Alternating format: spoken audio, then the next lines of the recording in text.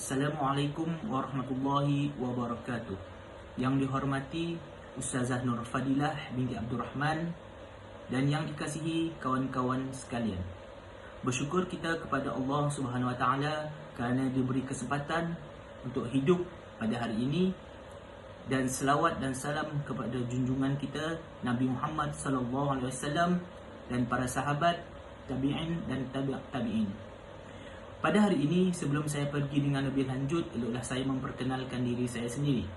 Okey, nama saya Aiman Kushairi bin Abdul Malik. Nombor matrik I19103491. Saya daripada kelas Akhlak dan Tasawuf kumpulan 1. Saya mendapat dua tajuk. Yang pertama iaitu Cintakan Allah Subhanahu Wa Taala, dan yang kedua iaitu Abdul Rahman Ad-Darani. Okey, slide ini berkaitan dengan tajuk yang pertama, iaitu tajuk Cintakan Allah Subhanahu Wa Taala. Sebelum saya pergi dengan lebih lanjut, kita mestilah mengetahui apakah itu cinta. Apakah yang dimaksudkan dengan cinta? Cinta ataupun love dalam bahasa Inggerisnya adalah berasal daripada perkataan Greek yang bermaksud eros ataupun agate. Love ini ataupun cinta ini merupakan sebahagian daripada luahan emosi, iaitu yang diluahkan bagi menggambarkan kasih sayang seseorang ataupun suka seseorang ini terhadap seseorang yang lain. Allah pula ialah sang pencipta kita, iaitu menciptakan manusia, menciptakan alam semesta, menciptakan segala-galanya.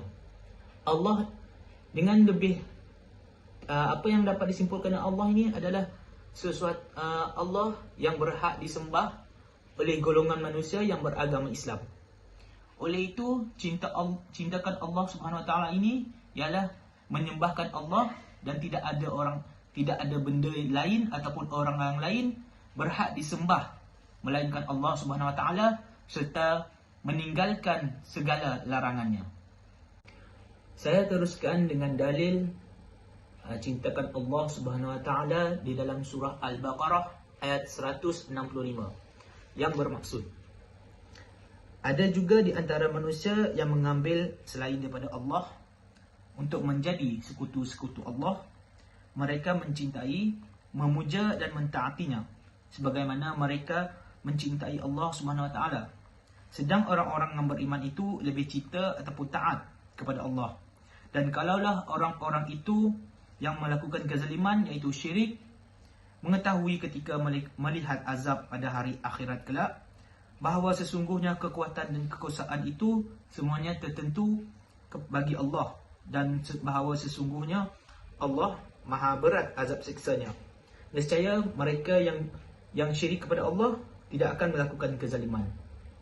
Okey, dalil ini menyatakan kita hendaklah beriman kepada Allah Subhanahu Wa Taala sebagaimana berimannya orang-orang yang beriman. Jika kita tidak beriman kepada Allah Subhanahu Wa Taala, kita akan diseksa dengan azab yang pedih oleh Allah Subhanahu Wa Taala. Jika kita tidak beriman kepada Allah Subhanahu Wa Taala, itu bermaksud kita bukanlah orang-orang yang beriman.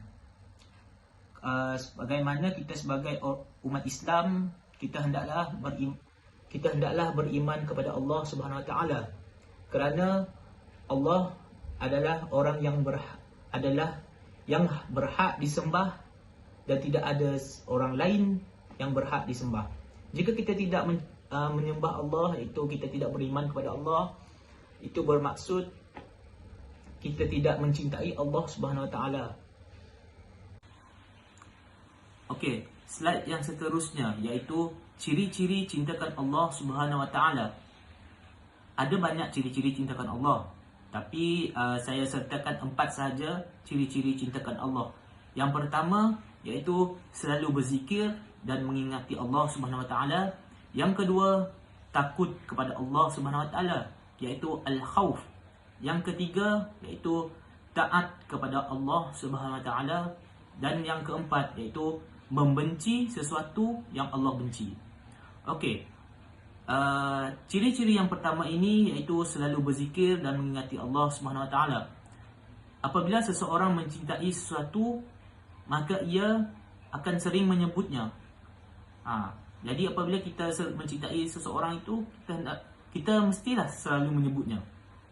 Okey, oleh kerana Allah SWT yang paling berhak dicintai, maka Allah SWT ialah yang paling layak diingati dan disebut-sebut. Sebab itulah kita hendaklah sentiasa berzikir kepada Allah SWT. Okey, ciri yang kedua iaitu takut kepada Allah SWT, al-khawf. Takut ini bermaksud bukannya takut kita, kalau kita takut kita lari, bukan macam tu. Okey, takut ini adalah seseorang yang mencintai orang lain akan takut kalau cintanya tidak terbalas.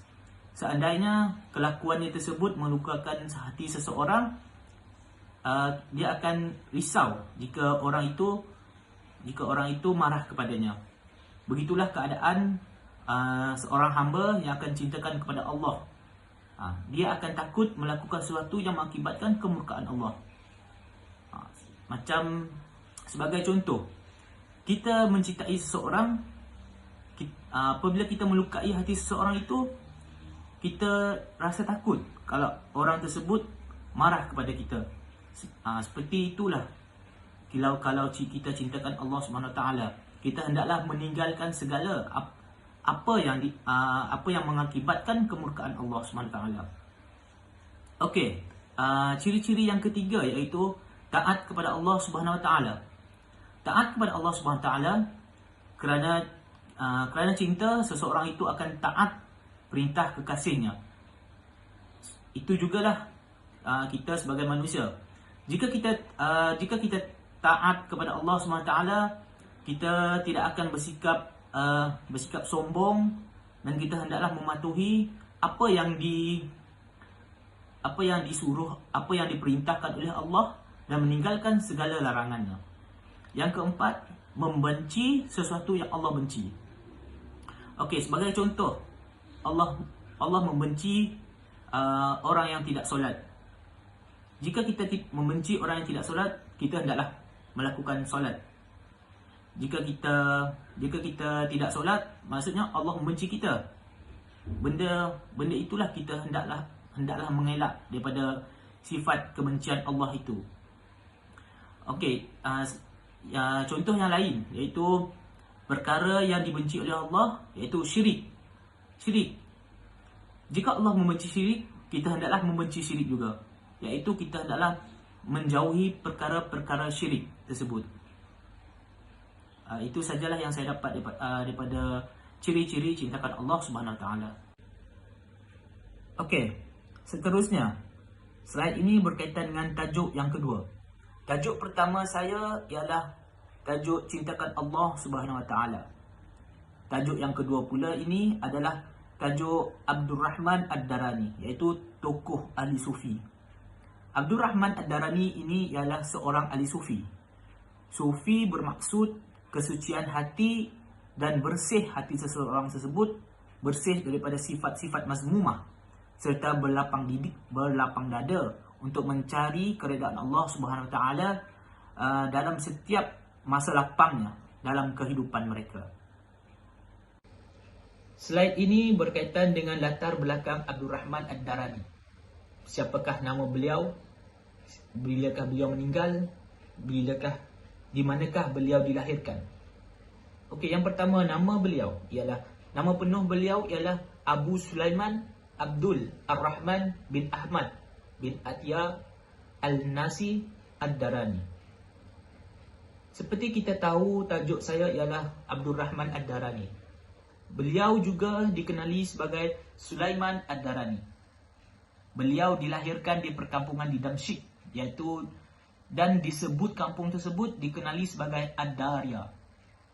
Beliau dilahirkan sekitar tahun 140 Hijrah.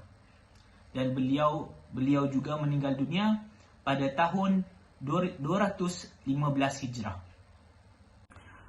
Okey, slide yang seterusnya iaitu berkaitan dengan perwatakan Abdul Rahman Ad-Darani. Abdul Rahman Ad-Darani ini semasa beliau masih hidup dikenali dengan perwatakan yang zuhud. Beliau zuhud dalam berpakaian. Zuhud di sini bermaksud bukannya zuhud iaitu baju dia koyak rabak, bukan. Iaitu zuhud dalam berpakaian, iaitu bersederhana dalam berpakaian. Yang kedua, alim berhubung dengan penyakit-penyakit jiwa. Dan yang ketiga, tutur kata dengan istilah-istilah yang tinggi. Abdul Rahman Ad-Darani ini jika beliau berucap ataupun bercakap dengan seseorang, dia akan menggunakan istilah-istilah yang tinggi. Sehingga beliau dikenali sebagai penyedap hati, iaitu al-qalbun, penyedap hati. Okey, itu saja daripada saya. Apa yang saya dapat simpulkan daripada dua tajuk yang saya dapat, yang pertama iaitu cintakan Allah Subhanahu Wa Taala, dan yang kedua Abdul Rahman Ad-Darani. Tajuk yang pertama, cintakan Allah Subhanahu Wa Taala, ini saya dapat simpulkan iaitu kita hendaklah mencintai Allah Subhanahu Wa Taala melebihi apa jua sekalipun. Kerana Allah adalah sang pencipta kita. Kita hendaklah patuh dengan perintah Allah Subhanahu Wa Taala, mengikut apa segala perintahnya dan meninggalkan segala apa yang dilarangnya. Okey, tajuk yang kedua pula berkaitan dengan Abdul Rahman Ad-Darani. Apa yang saya dapat simpulkan daripada tajuk yang kedua ini ialah beliau adalah seorang ahli sufi, tokoh ahli sufi. Kita hendaklah mengikut perwatakan beliau, iaitu perwatakan zuhud beliau. Kita janganlah merasa sombong dan angkuh kerana kehidupan kita di dunia ini hanyalah sementara sahaja. Itu sahaja daripada saya. Sekian, terima kasih.